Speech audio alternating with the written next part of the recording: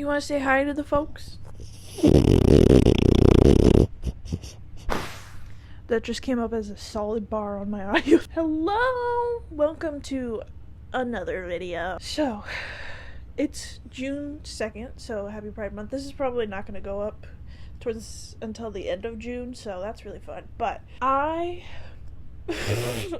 have been slowing down on my reading, not on purpose, okay? I've been having a fun time reading, but for some reason, I've been slowing down. But guess what? Miss Throne of Page Bella put a readathon thing for June that's based off of Epic the Musical in her Discord, so I now have that. This is my TBR for the month. I have 6 books, and the last time that we did a readathon on her Discord was in February, and I read 6 books. So we're gonna very much hope that I can do that this month, because otherwise I'm kind of screwed. But I am also going to be buddy reading a book with one of my friends. We have never buddy read a book before together, so it's gonna be interesting. But I'm hoping that gives me motivation. But anyways, some reading updates from my last vlog. I'm still reading Dungeon Crawler Carl. I'm still at like 150 pages into it. But it's basically this world where these aliens have destroyed all of these buildings, and within them, the people within them died. And they opened up these dungeons basically to compete, to survive, to get food, to like all of this stuff. And it was in the middle of winter, and this dude doesn't have pants on, and so of course he was like, oh, it's warm in there, and went into there. But it is also really funny to me because not only does he have his ex-girlfriend's cat Donut, or Princess Donut, I'm so sorry, but he's also like ex-military, which is always really funny to me with sci-fi books like this, where they're like, oh, I'm like ex-military, I'm ex this, and I'm like, it's not necessarily a cop-out, but it is really funny to have that kind of thing to go back to be like, oh, okay. So, like, they're not an average person, okay? They actually know how to do some things. Yeah, I'm hoping to finish this, especially because now it's on my TBR, so I typically don't make TBRs because I mostly just mood read stuff, so that's really fun. The next book, even though there is a bookmark in it, I have not started it, and that is Elantris by Sanderson. There's so much to this that I don't even know how to explain it. Even the synopsis, there's like 5 characters. So basically, Elantris is big, beautiful city. There are people with magic. Suddenly, 10 years ago, they weren't able to do anything magical. This other city that now lives in the shadows of Elantris wants to get rid of that. There is religious revolte, or like religious people trying to come through and change stuff. And then there is also this princess who's going to marry this prince, but when she shows up, he's missing. But he's actually not dead, which is in the synopsis. Sanderson, who I love dearly, is really good with his characters and also the powers within them, so I'm very interested to see this.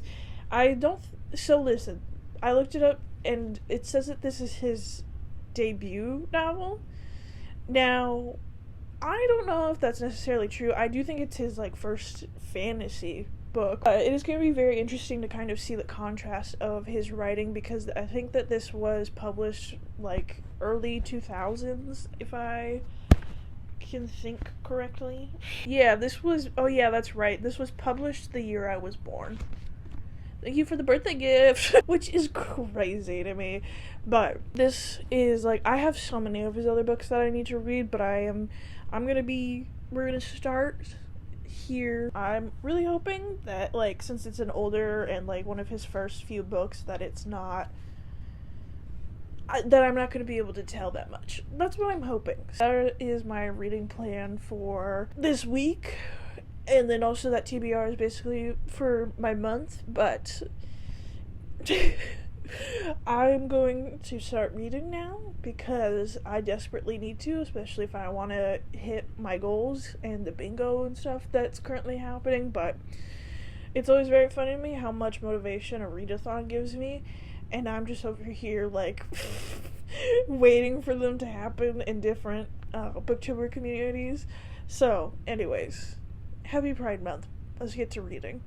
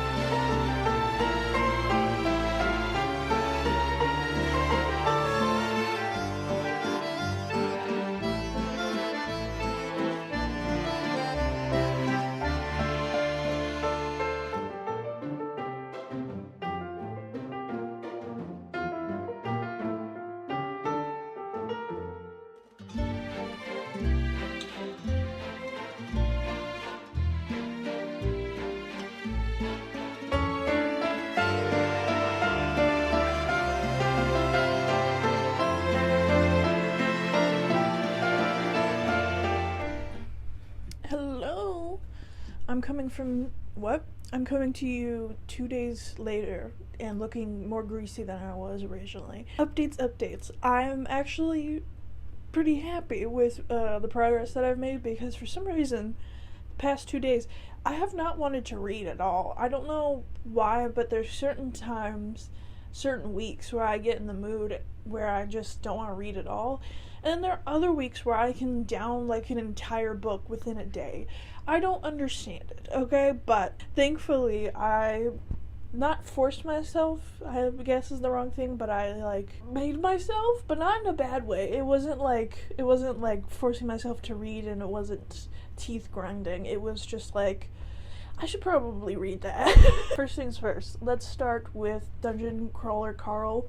So, we are now over 50% of the way through this. We are 249-ish, 46 pages, whatever chapter that I ended on. I don't remember what chapter, but this has been very fun so far, and I keep like thinking about it just because of how chaotic it is. And also our main character, Carl, is like such an interesting character to follow in his own head, because within this you're killing these like goblins and bosses and all of this stuff, and then you have other people from the outside world in there as well, and it kind of calls up like the morality of all of the stuff that they're doing, you know, killing these creatures, but other people are killing other humans, and you know, can you justify that in this kind of place? So I am very much enjoying this. It's just like, I'll read it before I go to bed, and just hearing them talk about like, what the fuck? Anyways, but I'll be sitting there reading this at night, and they'll just talk about like the worst things ever.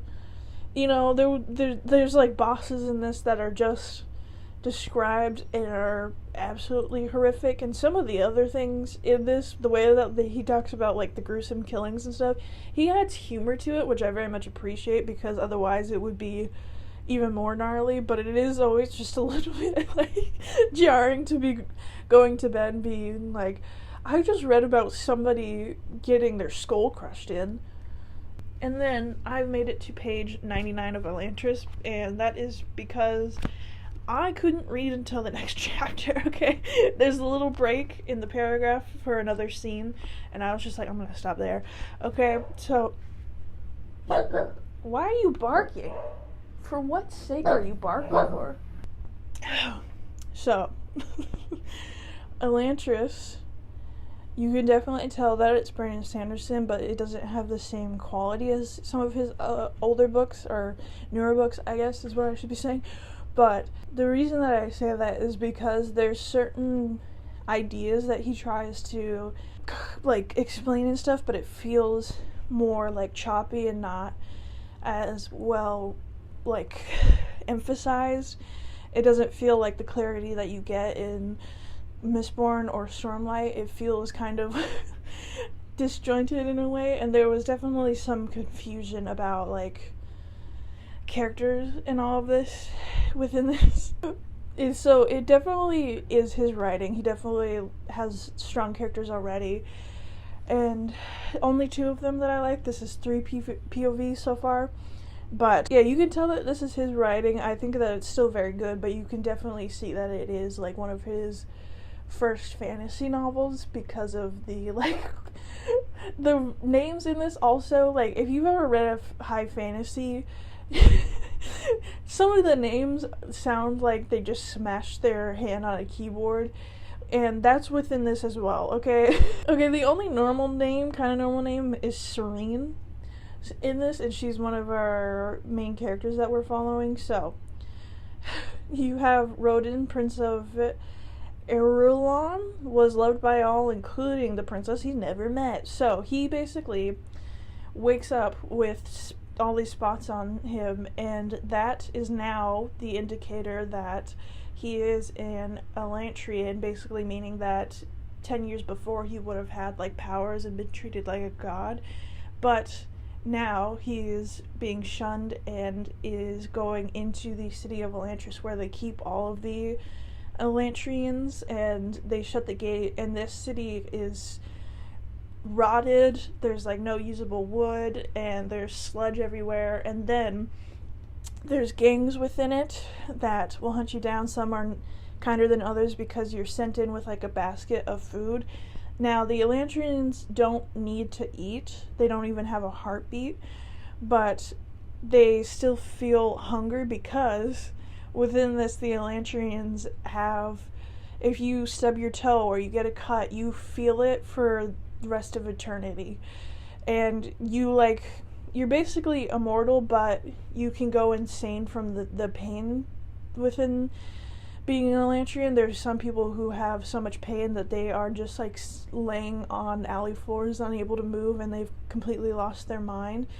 And I think the only way that you can kill them is by cutting off their heads and or burning them, but they don't have usable wood within Elantrian. So, and they also still can like draw the magical symbols in the air, but it just sputters out and does nothing. So it's very like apocalyptic within Elantrian, and Raybourn comes along to meet Gallatin, I think is how Gallatin, I don't know. Listen, some of the names, but his is more simple. I just can't remember very much right now. So he comes across him. This dude has been in there for a couple months, knows his way around, and helps Raybourn out. And then Raybourn is now kind of, I'm guessing he's going to head into like a leadership role. Not that like Elantrians, are gonna follow him all, and there's other really violent gangs, and people have like lost their minds while not being in pain, and they're basically feral for any food to like make their pain go away even a little bit. So that's gonna be interesting, but nobody knows that he's a prince yet, and I'm very interested in kind of where this is heading for him, because he's trying to take a leadership role, and I'm guessing he's going to try and figure out what happened to the magic in Elantris, which I'm also very curious about. So that has a very quality that I like, which is kind of like, it's not necessarily an illness, but it is very similar to that, and it also has very unique like way of hurting people or like infecting them, basically meaning like, oh, you don't want to have to go fight other dudes for this stuff because you're gonna end up in more pain and possibly go insane. He always loves having like very unique, very interesting either like diseases or like powers and stuff within it, which I always love, because every time I read one of his books I have absolutely no idea where the powers and stuff are gonna go. You kind of just read it and you're like, oh okay, but they can't do that and stuff. He also loves having limitations on it, which I absolutely adore. I don't know why, but whenever there's like basically like Superman and they only have this one super rare weakness, I hate that. I like when the characters have to actually logically think through that, especially in books, because it's very entertaining to see a character try and problem solve. But anyways, he's not the only character. We have this dude, I don't even know how to say his name. It's spelled Hrathen, Readathon. He is from Fordale, which is basically this like religious group of people who have conquered like a bunch of other continents and stuff, and they follow this one religion, and they basically sent our Readathon to Ireland to try and convert the people. Otherwise, the Fordales, I don't know, will basically come and kill all of the people for being unfaithful to their god, which I'm guessing their god is going to come into play for the Elantris, like, power stuff. And it's also very interesting to read that because of the, like, way that he's explaining, like, all of these religious fever stuff, and it is very, like, you can point it out within modern day, which is also really nice to see. Like, also kind of sad to see fantasy books that have pulled from the real world with, like, religious stuff and see it stand up to time. It does suck a little bit, but anyway, Serene arrived early, was hoping to go see her fiance Rodin. Turns out he was dead when she showed up, which I think I already told you. She also has this glowing orb that speaks and is called Ash, but is like a Sion thing that was made by the Elantrians back when they still had power, and now she is she's trying to figure out the court and the politics of all of it. She's also trying to figure out what happened to Rodin, because he just suddenly disappeared, or he didn't suddenly disappear, but the excuse that they gave that he died of like this fever very suddenly, she doesn't buy it, which slay. That's so far what we have. I'm most interested in Rodin's storyline because Serene, I'm guessing all of these are going to combine together and give us the information that we need like later on, but I definitely like Rodin's storyline just because he is very much the archetype of like a hero within like a horrible situation trying to make good on stuff, and I'm guessing it's going to be like, you can't fix and solve everything, like, you know, you can't be a hero within here. I'm guessing that's what it's going to be. But so far his is very interesting. I so far don't like Readathon because the way he views people and the way that he's like using things and talks, I just hate. I doubt he's going to have a redemption arc. I'm guessing he's going to be one of the villains within this. Either that, or maybe, who knows, maybe he will have a redemption arc and actually help. Anyways, I don't know. But that is my updates. Anyways, let's get back to reading.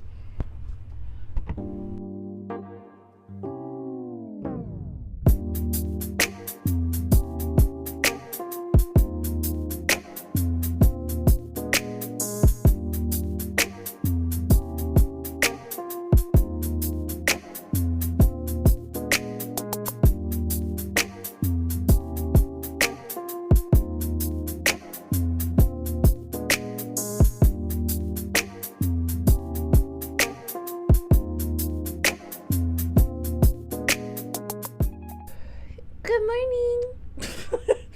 So, it has been a couple of days, and the reason for that is because I had no substantial updates for you about really anything, but I finished Dungeon Crawler Carl. So, I spent the past, 2 days basically just, reading 100 pages of it, which, I should have been doing in the first place because I've been reading this for a good while, but, I finally finished it, okay? And I gave Dungeon Crawler Carl by Matt Dinniman, Doug Dibbadon of the Doug Dibbadon River, 4 stars.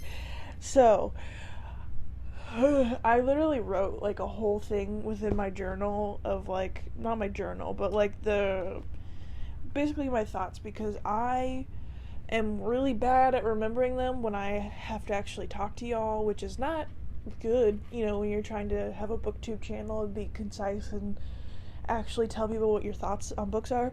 So, this book has a lot of action in it, right? And that's very understandable because you're in a dungeon and it's basically, Carrick and Reed said that it was, video game-esque, which I very much agree with. It also, video game, like level based, monster level based also, and then you also have some Dungeon and Dragon kind of feel in there because of some of the creatures that are in there, like trolls, orcs, different mythical beings that are in there.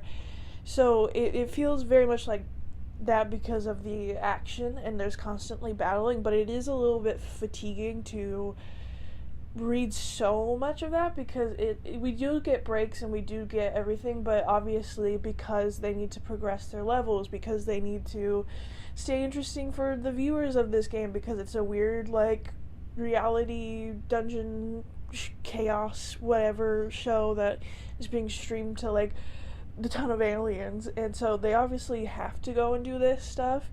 But it does get a little bit tiring because you're like following so much action for 400 something pages, and you're kind of like, okay, like we're going to do another thing. It's not that it wasn't exciting, because it still was, and I think the action was very well written. I just like, there's sometimes when you have so many battles within a book that it kind of lessens like how important they all feel, because it's just like there's so many and they've gotten through so much that you're kind of like, you don't have the thought of like, oh, are they going to be able to get through this as much, because you also know that there's other books within this series that I'm pretty sure have the main character in it, so it's not as tense. But the thing with the action also is that we are shown instead of being told the majority of the time, and that does have like, there's a reason to that, but I personally like being somewhat told what the action plan is going to be, because majority of the time that's not at all what like actually happens, and so I feel like it makes it a lot more tense to have the action kind of known, and then when things go wrong you're kind of more tense and scared for the characters, versus with the way that it's being shown and not told to us, it feels a lot less impactful to have the book basically be like, oh no, this thing was messed up, and I was like, I didn't know that was even gonna happen. That's like my main qualm with this, and also some of the jokes didn't land, but overall it was still really good. Like with the comedy and stuff, there were 2 your mom jokes, or at least 2 that I have found, okay? So just so you know, that's not the entirety of the book, and that's not, it's not made up of your mom jokes, but there's 2 in there, so like hopefully that gives you an idea of what the humor is within it. But the characters in this, even the side characters, are very strong and unique and are all very well done. You have 2 of our main characters, even though Carl is like our main focus, but you have Donut, who is a Persian cat and has the ability to talk because of a potion and all of this stuff, and their banter, beautiful, love it. I always love banter, I always love really strong characters, and this very much delivered on that. And you get to see so much of Donut's personality, and you can tell how well done of a character she is, even though you're following Carl's point of view. And then I think it is very interesting the way that this had started to lean towards the end of more of like showing a little bit more of the kind of morality issues like within this, because what point do you become just like the other people in the dungeons who are doing horrible stuff in there, and like, is it enough to justify it? Because then you're just like them, who are also doing the same thing, where they're saying, oh, we would have gotten killed, but you unnecessarily attacked people because you didn't trust them. But do you do that when there are people who are untrustworthy coming to you? Like, there's so much morality issues that I feel like we're going to lean more into in the second book, and I always really love that, because it's like, at what point do you become just as bad as the other people? At what point do you need to do those horrible things? I also loved the kind of contrast of characters within this, the people who showed up crazy, and then the people who are slowly getting degraded, is that the right word? I don't know, but who are slowly devolving into being very like messed up because of what they've seen and what they've done to other critters in there or other people even, and I loved the contrast within it because it's very crazy to see, like, obviously not everybody that you come across other Carl's crawlers are not going to be these like happy-go-lucky people after like the entirety, half of the population was actually more than half of the population was just destroyed in front of their eyes. So there's also like certain tropes like or jokes that run throughout this that I find really funny because you kind of expect it to be a one-off thing and it keeps happening, and then it's also, we're told like, oh, there's a reason why these are happening, and it's really funny because I'm guessing it's gonna keep going into the next book. Overall, I think that this was just like a really fun, crazy, chaotic book. I also just like, I think if you want a kind of video game-esque or like comedy video game, slight dystopian, apocalyptic, like crazy alien overlord type of thing, I think you would love that book. So I finished that. I do have on my TBR for this month to read the second book, which does sound very interesting, especially because of the way that one ended off. I think there's currently 7 books, but anyways, I don't really have any updates on this. Okay, Miss Elantris, I'm only 200 pages in. Okay, I spent most of my time trying to finish up Dungeon Crawler Carl. I can finally say it now. And so I'm only at like chapter 15, which is like 202 pages into Elantris. I will say I think that this is very interesting so far with the commentary that we are now getting on kind of religion within this, and I was not expecting that, if I'm very honest, with the kind of Readathon, the way that he's talking to very powerful people within the government of Erelon, and the way that he's kind of like, you'll benefit from joining this religion, like you'll all of this stuff, and it's very interesting to kind of see the way that these powerful men don't actually care about the religion, they just care about what it can get them, and I'm like, damn, that's really good commentary, my guy. And it's also very interesting now because we've gotten further in to kind of see the way that the political structure and monarchy structure is within this, because after Elantris fell 10 years before, the king Readathon, I don't know, it's spelled Iadon, okay? He was like the top of the guildmaster, and so he was like basically the most important person, and so he just by default kind of became king. Because he was kind of opposed to the Elantrians, and so now he's just king, and he's not a good one. So it's very interesting to kind of see that whole political stuff now mixed with religion, and also you have Rodin, who's like golden sunshine character, even though he's going through a horrific stuff, and I also really like his storyline. I think his is probably my favorite, just because of kind of the creepy world and like gross stuff happening within it. So I think that's really cool. But anyways, that's my updates because I have to go help with groceries. Anyways, let's get back to reading. Grocery time.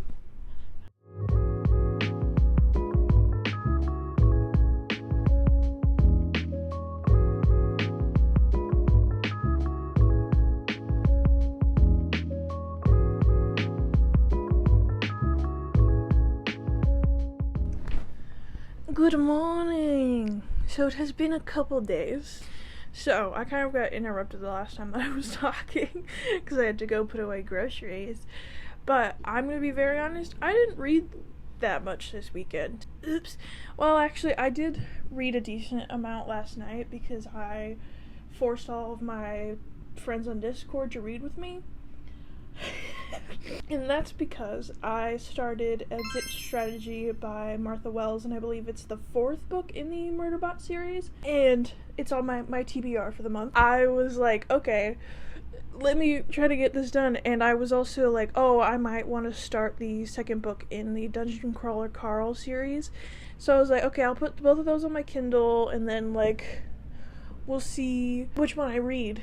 And every single time that I put a book on my Kindle and I'm like, I'm gonna read it, a book from the library comes in, and that book is in Improbable Imposter by Deanna Raybourn. I've completely forgotten how to say her first name. Which is the 7th book in the Veronica Speedwell series. So, I put that also on my Kindle because I don't want to test fates by putting it back on hold and not getting it at all this month and not being able to finish my TBR. So, even though I really want to read the second Dungeon Crawler Carl book, I am going to be putting it off for a little bit, okay? And I'm going to try today to finish Exit Strategy, which, if you don't know what Murderbot is about, it's basically this sec unit who is programmed to protect people and murder, like, anybody that could possibly harm their clients, and they are known to, like, be basically really vicious killers and stuff. But this sec unit that we are following hacked into her own programming. I say her, it's non-gendered, but it just feels like a her to me. So, but it got into its programming and basically made itself so that it can do what it wants. It has like free will and doesn't have the craving to murder a bunch of people. And basically just wants to sit and watch TV all day long. So, we originally start off with Murderbot being in this, like, crew of scientists who are excavating a planet, and it kind of devolves from there, and you have each of these that are under 200 pages, at least so far of what I've read, and they are just really funny and cute mysteries following a sentient, Murderbot, and them just wanting to sit there and watch TV and not even have to do all of this. But it has a lot of mysteries within it, and it is also action heavy, sci-fi also, if you can't pick that up. But I have fun with these books, and they are short, so they're kind of just like a nice palate cleanser, or like if you're falling behind on your reading goal for the year, you can just pick one of these up and it'll be nice and fun. This does have a lot of sarcasm and stuff in it, so like if that's not necessarily your style, does have humor within it. I wouldn't pick it up, but that being said, I got 100 pages into this. I got close to 100 something pages, and for some reason, so my Kindle said it was like 172, and I was like, okay, like 86 is halfway through that. And then I got to page 86 and it was like 43% of the way through. And then I looked on story mode and it was like 160 pages. So I'm confused. For some reason I think Kindle counts the like pages that they have at the end of the book where it's like a preview of the next book, or like of the same publishing house that this book is under. They're like previewing a different book. I think it's counting that, because I should only have like 60 to 70 pages left and it just barely went over 50%. Anyways, so once I finish this up, I'm probably going to pick up the Veronica Speedwell book, which are also really fun mysteries set in Victorian era London. And we originally started with Stoker and Veronica getting kind of forced and put together, and them trying to solve their own mystery while everybody else is as well. And now they kind of just get roped into other mysteries, either unintentionally or through their line of work, because they're both scientists but in different ways. And it also has really good commentary on the social etiquette of that time around women and stuff. And I don't know, I just really love the characters. Their banter is still really good, even though this is book 7. They are also on the shorter side. They're usually under or around 400 pages, so that's really great. But anyways, so I got interrupted talking about this last time, but I'm now up to chapter 22, which is page 304 of Elantris. And I've got to be very honest with you, I don't know if I'm going to be able to finish this in this vlog, which kind of sucks, but I've been reading like 50 pages a day, except I didn't read this on like Friday, and so I would technically be like 350 pages in, but I'm only 300, which is halfway through this book or close to. So I'm it's not that I'm not enjoying it, it's just for some reason it feels like not very, but it feels kind of taxing to read it, and I don't know whether that's just because it's not the Brandon Sanderson kind of writing that I'm used to, and I think that's because he definitely has developed his style through his years of writing, but this one, since it's one of his first ones, you can very much tell that it is that, and it doesn't have his style, which I really love his style. The characters are still really good and strong, and the world is very interesting, but I always kind of forget while I'm reading this that, oh yeah, this is written by Brandon Sanderson. Like, I don't know, it just doesn't feel like his writing as much as, like, any other book that I've read by him, but I've only read, like, a lot of his newer stuff.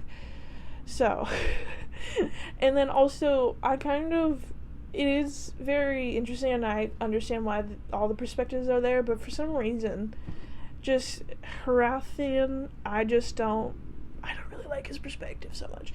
But that being said, his perspective is also very interesting because we're delving into kind of the use of religion and the kind of, do you believe in that or do you just want power, and buying into it because it'll do something good for you and not necessarily because you believe in the religion, and kind of the playing into the political aspects of it, which I find really interesting, which I was not expecting in this, but it is very crazy because we're now in this weird part of this where Readathon is kind of getting undermined by somebody that he took under his wing, and then also kind of going towards this plot line of him maybe questioning his faith.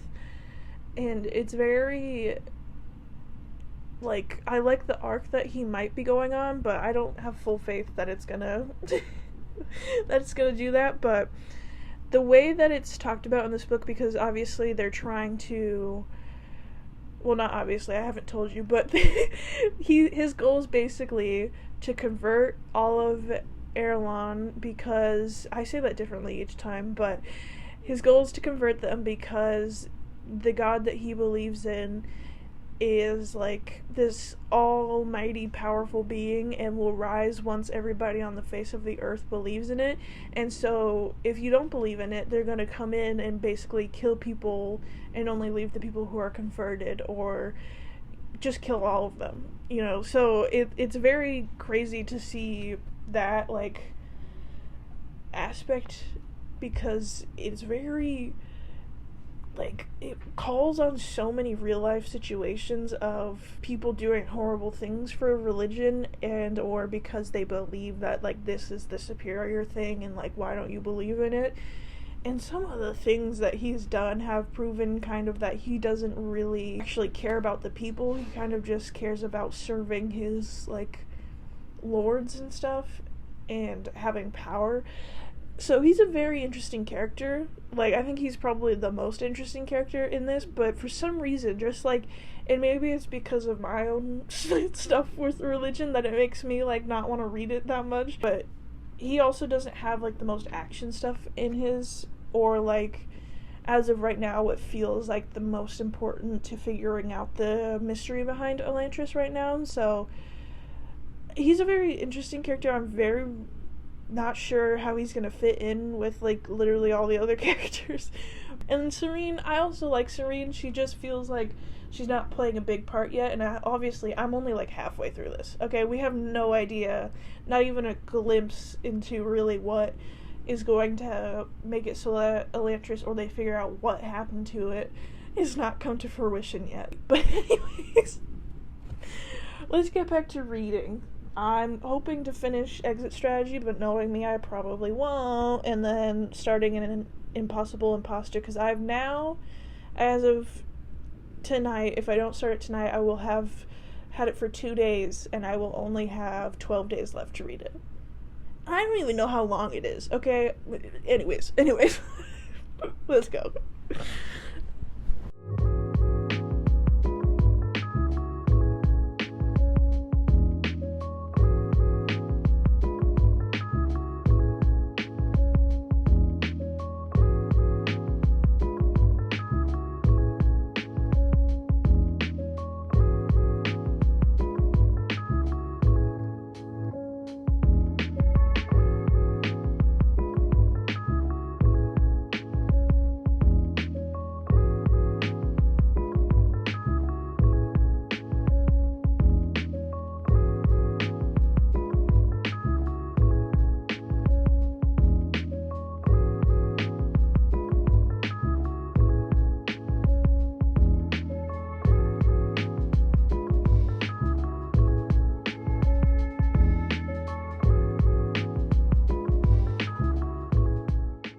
Good evening. I look like a rotisserie chicken. I've read actually quite a lot, which is a new thing for me apparently, but I have finished the Exit Strategy, which is the 4th book in the Murderbot series by Martha Wells, and I ended up giving that 4 stars. But it does follow like a chronological order, and there's not that big of like time jumps in between them. Maybe like a couple days to like a couple weeks in between each story, and so with that, you don't necessarily have that much time to like give your character like a full arc in it.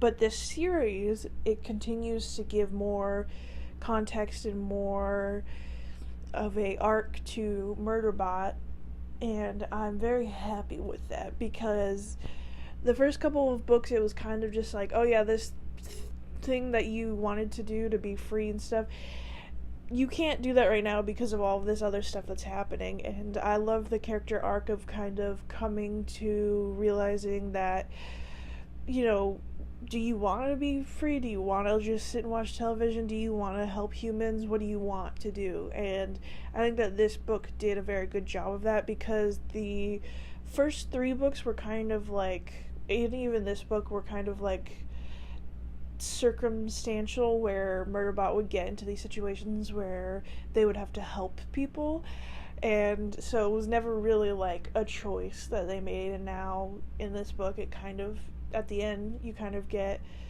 this whole thing of, do you want to do this? And I adore that. I adore the humor in this as well, just because of the fact that Murderbot makes fun of like humans and stuff, and so just making fun of the stupidity that we all have of like either running headlong into danger or trying to get away so fast that we either injure somebody else or ourselves or risk something else bad happening. And I don't know, it's very cute. And also some of the like side characters in this that have been reoccurring or just been brought up a bunch are so good as well. And you would think within these short little books that it would be kind of hard to write like characters that really stick with you or that have very growth in it, but within these you do, and it's very nice. Now these are, again, like I said, just like fun little stories to read to make your TBR go bigger. I also started an improbable or impossible imposter. I don't know why, but improbable sounds better to me than impossible. But we're following Veronica and Stoker as they get sucked up into another mystery that they didn't want to be a part of. That's like the whole theme of this. They're not actually detectives, but they keep getting like just thrown into these jobs where they're having to solve these things, and that's whether they stumble upon it or somebody else asks them like, hey, can you check this thing out? And now it's kind of been like, well, you're like not the police, so people won't be as frightened of talking to you, and you can snoop around in those people's houses and stuff. So like it's gotten crazy, but I do have to say, for some reason, I just did not want to pick it up. Okay, I'm at chapter 6, I think, which is like 46 pages into this.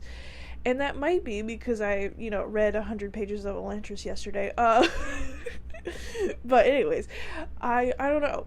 I just haven't really been, like, in the mood for, like, a murder mystery. Hold on, I guess I should tell you about what a Imposter is about. So, they're all somehow, a lot of these mysteries have been connected to Veronica and Stoker's pasts, and Veronica was going on this expedition. I think it's called a leopardist is what she does, which is like capturing butterflies, and she was traveling with these two dudes, and this eruption of a volcano happened, and she thought they were both dead because she was in shelter when it happened and never saw them again after waiting for weeks on that island. And now, 6 years later, one of the dudes who's supposed to be dead has come back and might start fighting for inheritance in the house of his younger brother, who got it because the older brother was presumed dead. So that's what we're dealing with. They're trying to be like, is this actually him, or is it just some dude who, like, is trying to come in and get money out of this family? I don't know where this one's gonna go, but so far it sounds very much like, yeah, it is him, so I'm very curious to how this is gonna go. But anyways, now I'm going to tell you about Miss Elantris, and let me tell you, this has gotten very interesting. I am 413 pages on chapter 33 of this. So, what do I even tell you about what's happening now since I'm so far into this book? Like I was talking about the, like, political and religion-based stuff being mashed together has gotten even more intense, but there was multiple things that happened, like, back to back, and usually Brandon Sanderson does do that, where in the beginnings of his books you kind of get to know the world and the characters, and then the plot kind of slowly but surely, like, unveils itself, and then the ending is always very action-based. But this, we were in there for a while, and I was not expecting to, like, we are heading towards the end of this book. I'm at page, like, 400. I have, like, 200 something pages left. So, of course, things are going to start unraveling, but it just felt very, like, back to back to back that these things were happening. Which, like, okay, I could see a couple of events, like, the reason that they happen back to back and why you wouldn't want to wait for that to happen, but so it's been chaos in the last 100 pages, and now I did read 100 pages literally yesterday. I didn't read anything on Monday of Elantris. I think I just read either the Murder Bot finished that book. So I was hooked yesterday when I was reading this. Subverting your expectations. He loves doing that. So I have no idea where this is gonna go, which is fun, but also I'm a little scared.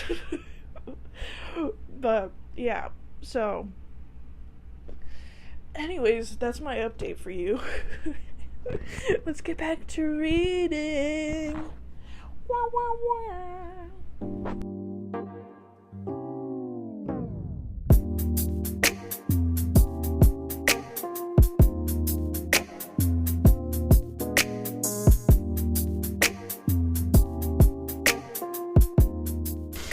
So hello, it's been like 4 days since I filmed the last clip.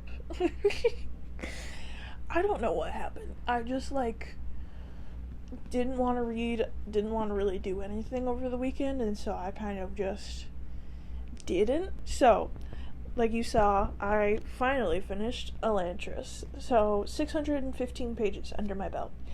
And I ended up giving Elantris by Brandon Sanderson 3.25 stars. This book has a lot of the kind of traditional, like, classic fantasy tropes within it, and you do see that, of course, in any fantasy writing, especially in his, but he does change it a little bit every single time that he writes. Like, he'll add a unique thing to it, and it will be more interesting. But this, it feels very much, you can tell that it is like one of his debut novels because of the bonework being there for like a very typical Brandon Sanderson book, but it not being fully executed.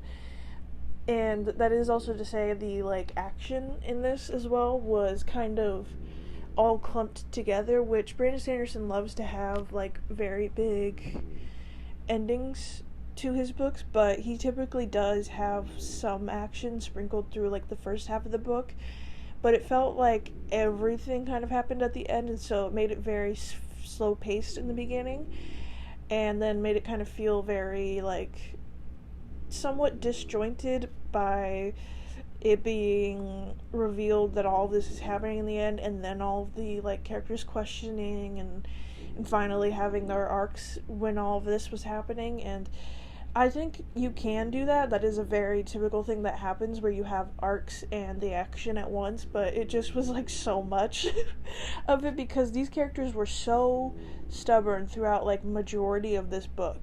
And then it was like the last 100-200 pages that they were like, oh my gosh, maybe the way I view the world isn't actually true, or maybe there is bad things happening. But I will say, I think that the plot and the idea is all very good and interesting. I think that it, again, had the frameworks of a classic Brandon Sanderson book, and I think Raybourn is probably the most, like the very beginning remnants of Kaladin, with the kind of righteousness that he has, even though he's, like, not, I don't know, he doesn't have to be, and he's a leader and suffering with the effects of being one, and I don't know, it's very interesting, even though I've probably said that 5,000 times in this video, but it was a fun time.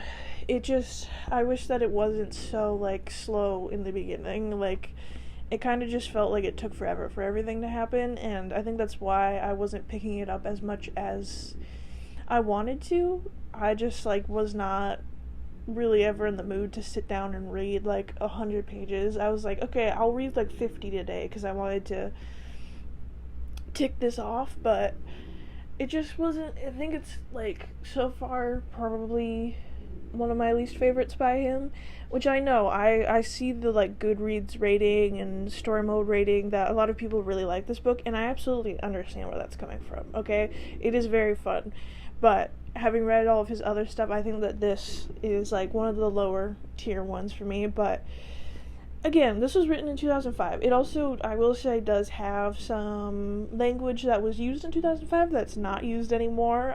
Not that it was ever okay to use it, but I was like, oh, okay. And then also there's some, like, twists and stuff within this that I was like, that doesn't really fully make sense, but okay. I think the way that you have, like, Harath questioning his religion and kind of being, like, facing himself with it because he has done so much in the name of that religion, done so much that's both good and bad, and it's a very interesting character to have. And his POVs were not my favorite until he started, like, actually being like, oh, okay, maybe I am doing something wrong.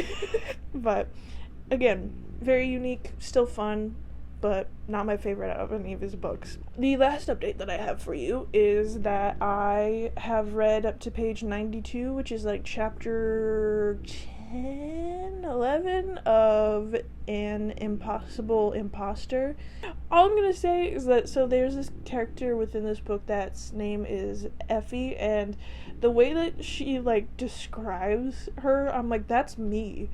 She talks about her having, like, a little gap in the front of her teeth, but very slightly. She talks about how her hair color is, like, light brown and, like, like, all of this stuff.